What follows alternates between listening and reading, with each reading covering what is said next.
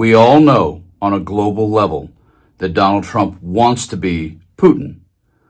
But in this breaking story, and what has just been ordered to actually happen by the government, let us never forget that Trump, at his core, grew up in Manhattan as an elitist, coddled person with no consequences.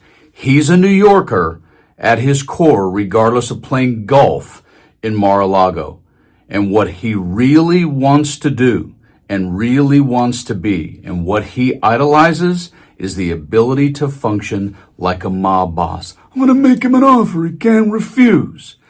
Before I show you the breaking story, which is unbelievable, take a listen to this. So what do you think is the next move? They're going to have to go through Karen McDougal, right? Because chronologically it makes sense. It was the doorman. It was Karen McDougal before Stormy Daniels' story came along. How important is the Karen McDougal story? I think it's very important because, again, it shows that pattern of wanting to hide these stories. And it also shows, and it sounds like from the testimony they're doing a great job of it, showing Trump's knowledge of the stories and his awareness of wanting to shut them down, as well as guiding Michael Cohen to shutting them down, but then also congratulating him and saying, hey, I know this story, I don't know this story, but great job for shutting it down. So can I interrupt you? Because that's exactly what you're saying, and I'll get your reaction to this. They were going back about, Hoffenger's asking Michael Cohen, why were you trying to reach Donald Trump regarding the Karen McDougal matter that I thought was important?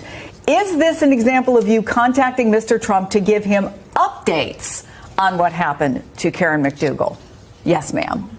And therein lies the intent and the knowing elements that the prosecution needs to show. And yet, everywhere we look, there's a Trump administration official claiming that they're transparent when they're not, claiming that their opponent is lying when they're not. It sets the foundation for that pattern so that when this direct evidence with regard to Trump's knowledge and awareness to conceal the Stormy Daniels story comes out, and the revelation to conceal the reimbursement payments really is the nail in the coffin, I think. Abusing their power, Donald Trump is running the government like a mob boss. Why is Trump like a mob boss? He always has somebody else do his dirty work, so his fingerprints are not on the actual weapon. But he had Cohen enact that catch and kill story to hide the Karen McDougal affair.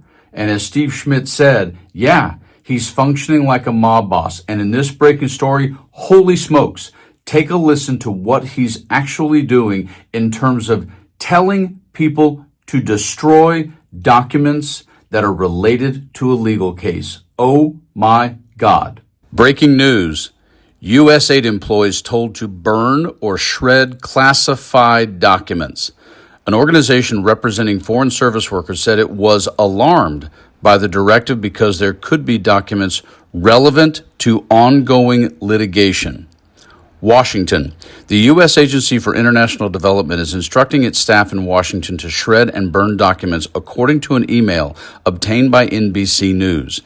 The move comes as President Donald Trump's administration faces legal challenges over its attempt to shut down the federal agency.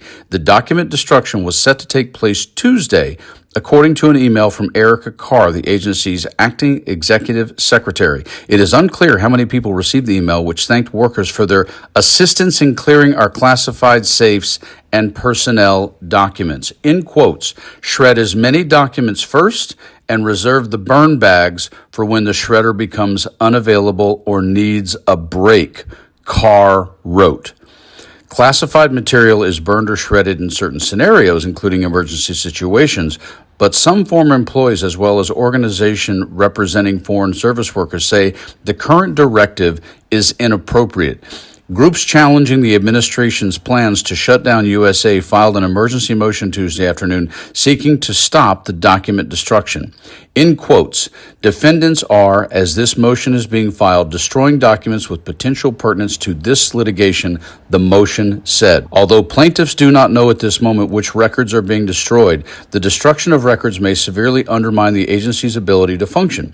For example, destruction of records that contain information about the agency's operations may make it extraordinarily extremely difficult, if not impossible, to recreate and rebuild agency programming if their lawsuit is successful, the filing said. Additionally, an administration official said that 36 people received the email and that the information has to be destroyed was courtesy content, information or documents given to them as a courtesy by other agencies. In quotes, no documents relevant to litigation are classified. Therefore, they are not part of this directive. They are clearing out their building because it will be used by Customs and Border Patrol, the officials said. These are very old documents. They are in complete compliance with the Federal Records Act of 1950, the official added. Everyone involved in this process had a secret clearance or higher and was approved by the Bureau of the documents that they were handling. A majority of the content is courtesy content. Most original copies are still in classified computer systems. Harold Koh, a legal advisor for the State Department during the Obama administration, said a directive to destroy classified information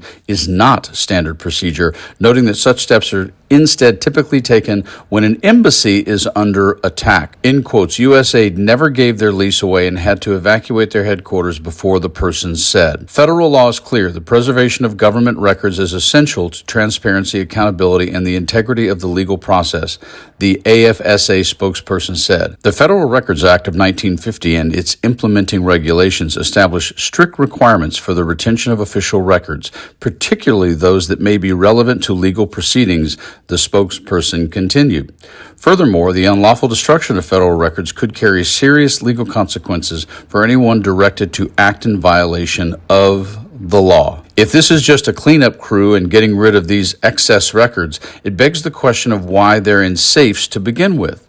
That is fine, said the firm's executive director, Kel McClanahan, but that is not what this sounds like.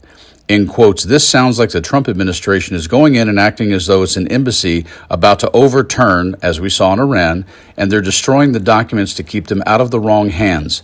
But this is the Ronald Reagan building, McClanahan added, referring to the building that housed USAID's headquarters. He said he has reached out to the National Archives asking for a halt in document destruction.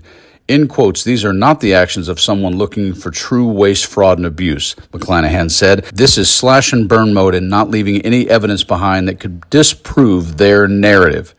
In quotes, Secretary of State Marco Rubio said Monday on X that the State Department was officially canceling 83% of the programs at USAID. There you have it, folks. The President of the United States out in the open, literally conducting through channels, mind you, but still the person directing, hey, we have to go face court on what my boy Elon's doing out of Doge, so go ahead and burn some documents up, even though the embassy, like in Iran in 7980, is not under siege.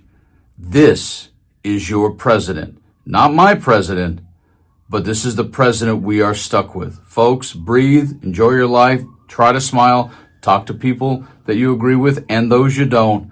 But when I say stay frosty, this is what I'm talking about. Burning documents may be related to a court case right now. Wow. See you soon.